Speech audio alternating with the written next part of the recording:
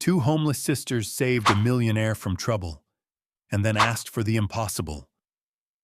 Main characters: Enrique Gray, successful millionaire; Kite, brave twin; Nancy, brave twin; Sarah Malone, investigative journalist; Carla Evans, social worker. Enrique Gray's morning began like any other in the sprawling metropolis of Atlanta, where tall skyscrapers and busy highways set the stage for a life defined by success and solitude. As the early light filtered through his apartment's floor-to-ceiling windows, Enrique reviewed his daily schedule on a sleek tablet. A series of high-level meetings, investment reviews, and strategic calls that left little room for personal reflection. Despite his remarkable achievements in the corporate world, a persistent loneliness clung to him. His wealth had bought the finest luxuries, yet it had also erected invisible barriers between him and a world teeming with genuine human interaction. That morning, Enrique decided to take a different route to his board meeting, opting for a scenic drive through the quieter outskirts of the city. The route offered a brief escape from the relentless pace of downtown, allowing him a few moments of introspection. As he navigated the smooth, sunlit roads in his black sports car, his mind wandered to the many missed opportunities for friendship and warmth. Memories of his youth, a time when he once believed that success would bring him happiness, clashed with the stark reality of his current isolation. Every mile brought him further from the familiar chaos of the business district, and deeper into a part of the city where life seemed both slower and unexpectedly unpredictable. Without warning, as Enrique approached a particularly busy intersection, the harmony of his morning was shattered by a sudden commotion. A sharp screech of tires and the rapid clatter of breaking glass sent his heart pounding. A modest, worn-out van, struggling to maintain control on a slick stretch of road, collided with his vehicle in an instant that seemed to stretch into eternity. Metal twisted and splintered, and a chaotic burst of noise replaced the orderly hum of the engine. In that split second, time appeared to slow, and Enrique found himself trapped in a moment of vulnerability he had never anticipated. Amid the chaos of mangled metal and disoriented bystanders, two small figures emerged with startling purpose. In the midst of the disarray stood Kite and Nancy, 8-year-old twins whose lives had known far too much hardship for their age. Clad in worn-out clothing and bearing the marks of a life spent on the streets, the twins wasted no time in acting. They moved swiftly through the scattered debris toward the injured millionaire, their eyes determined and calm despite the pandemonium around them.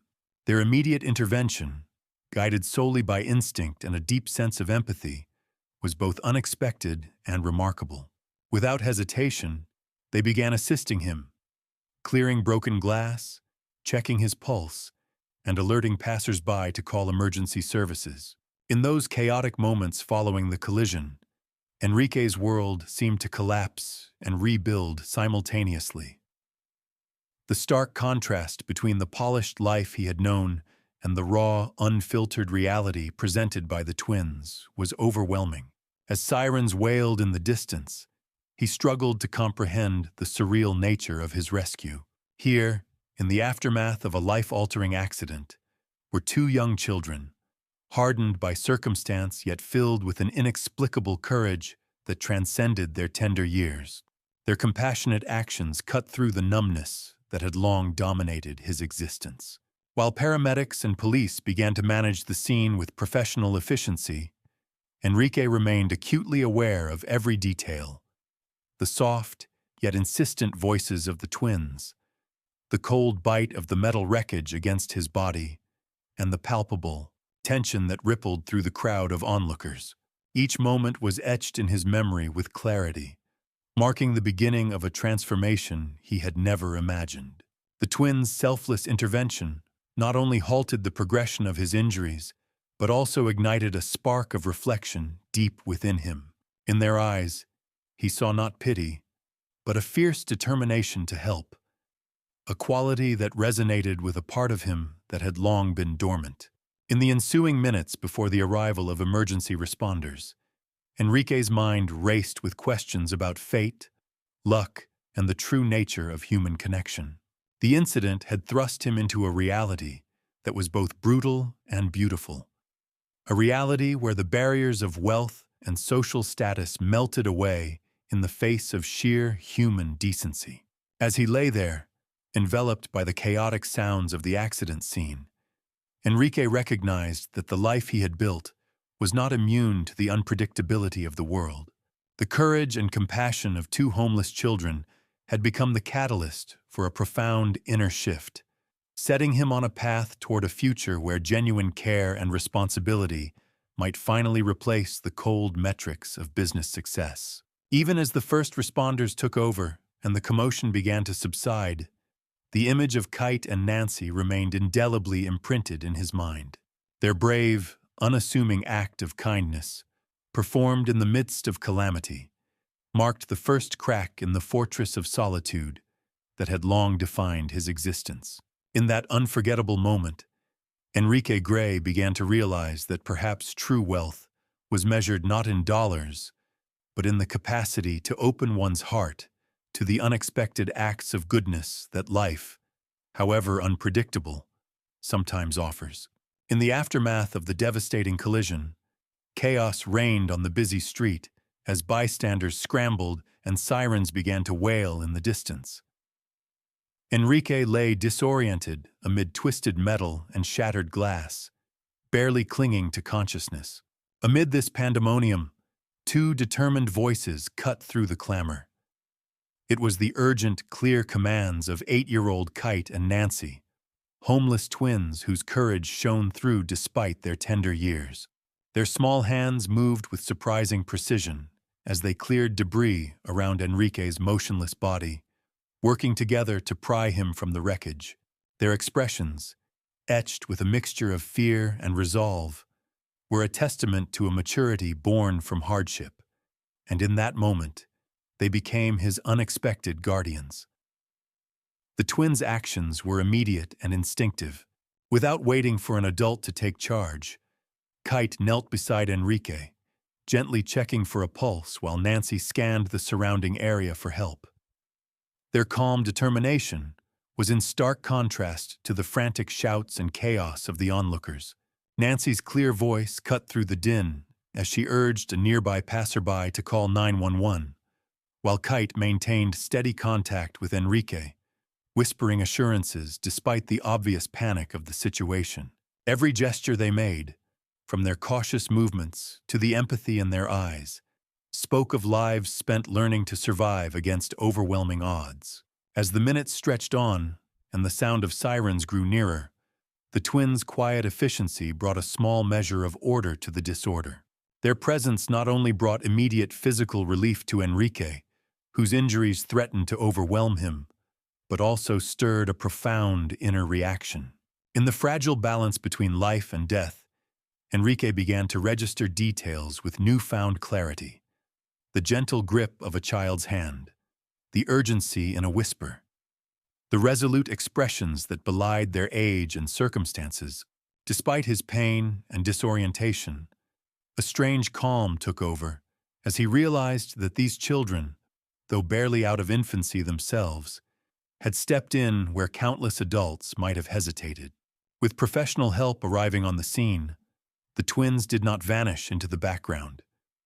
Instead, they lingered, their wide eyes filled with questions and concern as paramedics worked to stabilize Enrique. Even as trained professionals took over, Kite and Nancy remained by his side, their small presences a constant reminder of the bravery that had saved him. In that fraught interval, while every second seemed both eternal and fleeting, Enrique's thoughts raced. He pondered the irony of fate, that his life, defined by isolation and cold calculation, was being held in the tender care of two children whose own lives had been marked by hardship and neglect. As emergency personnel loaded Enrique into the ambulance, he managed a weak smile, acknowledging the twins with gratitude that transcended words. Their simple act of kindness had defied the grim circumstances of the accident, offering not only a lifeline to his battered body, but also igniting within him a spark of hope and introspection. Amid the flashing red and blue lights, he vowed silently to learn more about these resilient souls, to understand the lives that had intersected with his own in such a dramatic, unexpected way. The rescue had stirred deep emotions in Enrique. The twins' fearless intervention, so starkly different from the sterile world of board meetings and high-rise offices, exposed a vulnerability he had long suppressed. In the echo of their small, determined voices, he sensed a call to action, a summons to look beyond the confines of his gilded existence and address the silent suffering that lay hidden in society's shadows. In the unfolding of these crucial minutes, Enrique began to glimpse the possibility of a life redefined by compassion, responsibility, and an embrace of humanity that he had so long forsaken. Even as the ambulance pulled away from the scene, the memory of Kite and Nancy's resolute faces lingered. Their unassuming heroism, delivered in the midst of calamity, had planted the seed of change within him, a seed that would soon grow into a commitment to reforge his destiny and ultimately to help others find hope in the darkest of times. Enrique's recovery in the hospital was only the beginning of a deeper quest, a quest that would reveal layers of truth behind the remarkable act of bravery displayed by Kite and Nancy. Determined to understand how two homeless children could possess such courage and selflessness, Enrique began visiting local shelters and community centers, searching for clues about their past. His inquiries led him to speak with social workers, foster parents, and even a few street informants who had known the twins during their difficult years. Every conversation uncovered fragments of a story filled with neglect, broken promises, and systemic failure that had left these children to fend for themselves on the unforgiving city streets. At a modest community center in a rundown neighborhood, Enrique met Ms. Carla Evans, a dedicated social worker with years of experience helping vulnerable youth. She explained that Kite and Nancy had been separated from their family at a very young age after a series of unfortunate events, including a turbulent home life and the collapse of a local family support system. "They are survivors," she said quietly, "forced to navigate a world that rarely gives a second chance." Her words resonated with Enrique, fueling his resolve to learn more about the systemic issues that had contributed to the twins' hardship. Digging deeper, Enrique discovered disturbing evidence of mismanagement within a local charity that was meant to support underprivileged children. Documents he obtained hinted at the diversion of funds and resources. Money that should have gone to programs for vulnerable kids ended up lining the pockets of corrupt administrators and influential figures. With the help of a persistent investigative journalist, Sarah Malone, Enrique began piecing together the broader network of deceit. Anonymous tips, hidden bank records, and whispered conversations in back alleys painted a picture of a charity gone awry, where the promise of a safe haven for the needy was nothing more than a facade for personal gain. In a series of tense meetings at a small, dimly lit diner on the outskirts of the city, Sarah and Enrique reviewed the evidence. Every document added a new layer of complexity. Names of powerful local businessmen, political figures with questionable ties, and even hints of connections to international money flows. It became apparent that the twins' circumstances were not isolated incidents, but part of a much larger, deeply entrenched system of neglect and exploitation. As Enrique carefully examined each piece of evidence, his initial shock gave way to a burning need for justice, not only for himself, but for every child who had been failed by the system. Throughout his investigation, Enrique encountered many who were reluctant to speak, fearful of retribution from those who controlled the charity's funds. In one tense encounter, a local official, whose face was etched with anxiety, whispered a warning. "Some truths are dangerous. Be careful where you dig." This ominous advice only strengthened Enrique's determination. Every obstacle, every secretive meeting in shadowy back rooms, and every cryptic message left him more resolved to expose the corruption that had allowed such suffering to continue unabated. Even as he navigated this treacherous landscape of deceit, Enrique couldn't help but reflect on the stark contrast between his previously insulated life and the raw reality that the twins embodied. Their resilience, forged in the fires of adversity, stood in direct opposition to the sterile, profit-driven world he had inhabited for so long. With each new revelation, Enrique felt a growing responsibility, not only to unveil the truth, but to ensure that Kite and Nancy, along with countless other children caught in the crossfire of systemic failure, received the support they desperately needed. Late one evening, after hours of poring over documents in his modest apartment, far from the gleaming towers of his corporate domain, Enrique realized that uncovering the truth was only the first step in a much larger journey.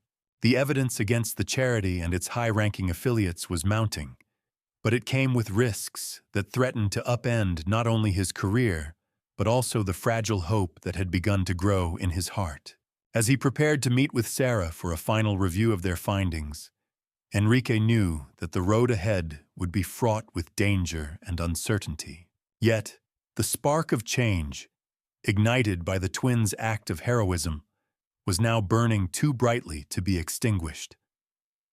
In that quiet determination to expose injustice and to transform his own life, Enrique embraced a newfound purpose. The truth he uncovered was a call to action, a call that echoed through the neglected streets of the city and resonated in the quiet hearts of those who had long been forgotten. Enrique felt the weight of his past and present collide as he stepped into a life that demanded a reckoning with old wounds and emerging threats. Each day, memories of lost friendships and ruthless boardroom victories merged with the raw emotions stirred by Kite and Nancy's unwavering trust. The process of confronting his past was painful, a relentless reminder of the abandoned opportunities for genuine connection during his youth. At night, while the city slept, he revisited the shadows of his early years, a childhood filled with isolation, relentless pressure to excel, and decisions made in the name of ambition that left his heart barren. These recollections drove him to seek solace in the truth of his experiences, no longer content to hide behind the cold facades of wealth and corporate success. One rainy afternoon in a modest coffee shop away from his corporate towers, Enrique met with a longtime friend who had observed his gradual transformation. In the dim light and quiet murmurs of the cafe, his friend remarked, "You've built a fortress around your heart for so long. It's time to let some light in." Those words struck Enrique deeply, igniting an internal dialogue about the cost of his isolation and the possibility of redemption. The conversation was not merely about regret, but also about the potential to rebuild.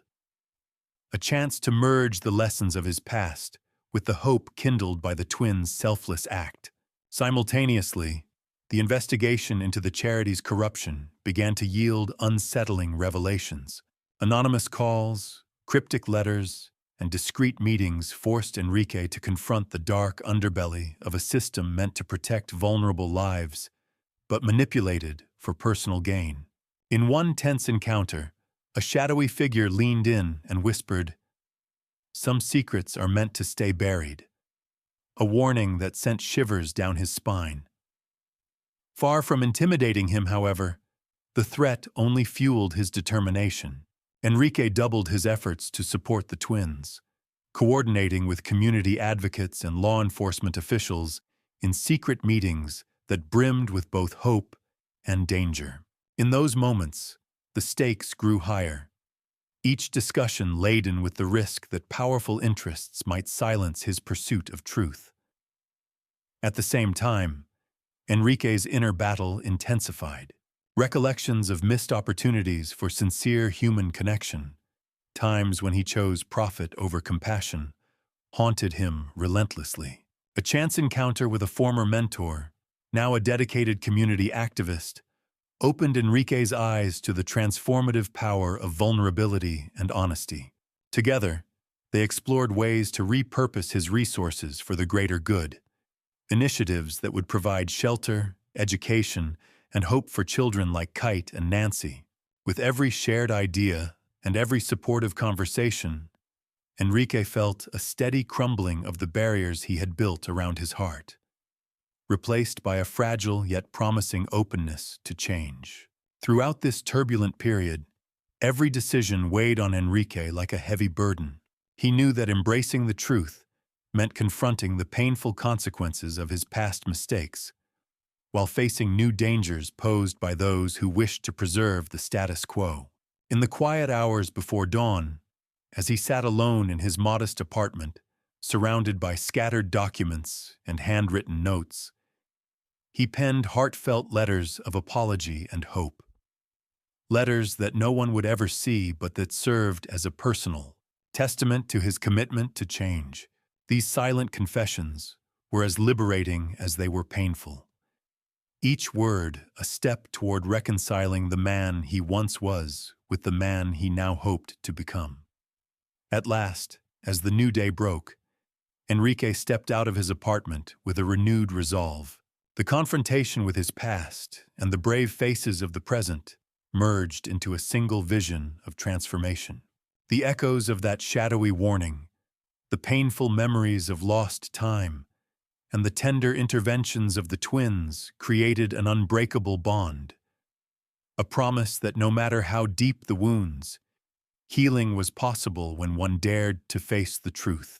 With courage and determination, Enrique embraced the challenges ahead, ready to rebuild not only his own life, but also to ignite a movement that would ensure every forgotten child received the compassion and care they deserved. Enrique's journey had reached a decisive turning point as the first light of a new era broke over the city.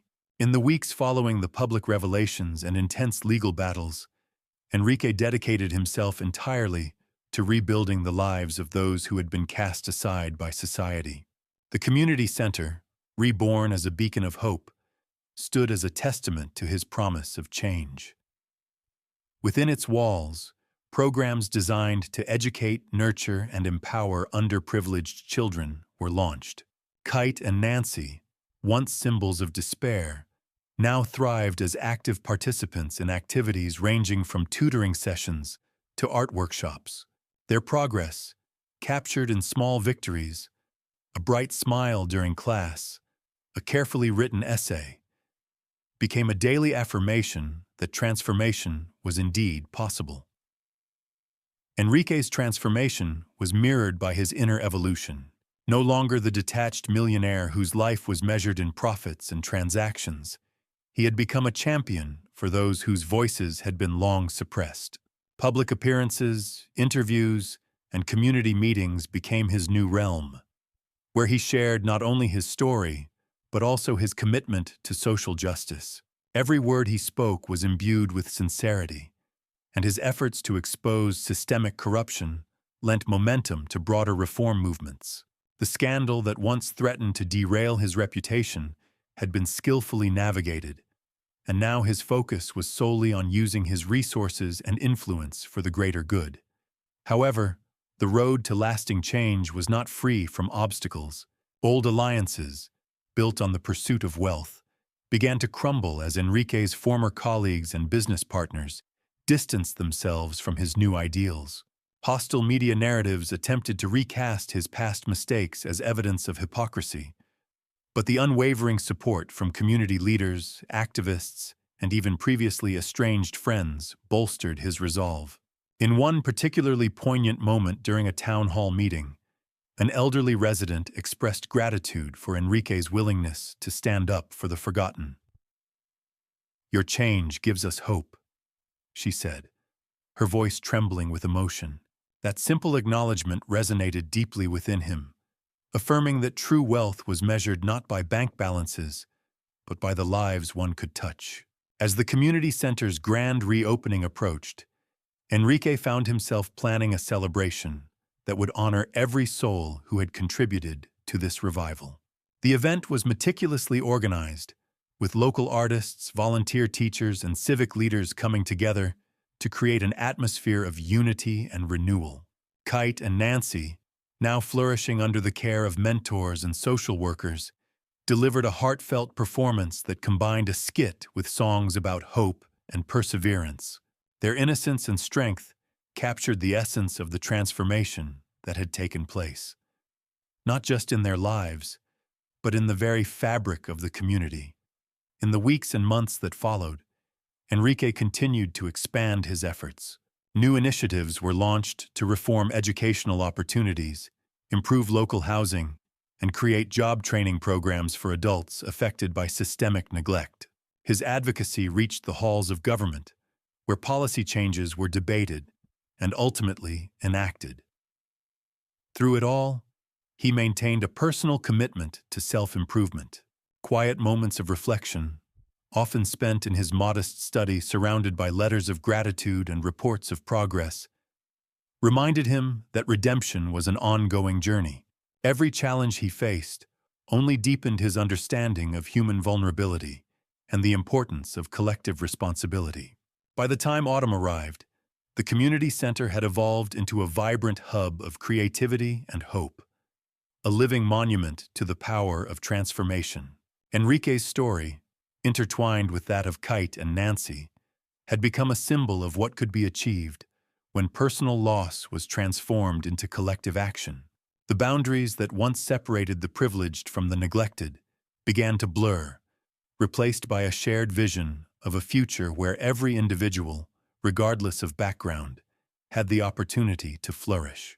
In embracing this mission, Enrique discovered that true transformation was not an end in itself, but an ongoing process of compassion, accountability, and the unwavering belief that every new beginning carried the promise of a better tomorrow.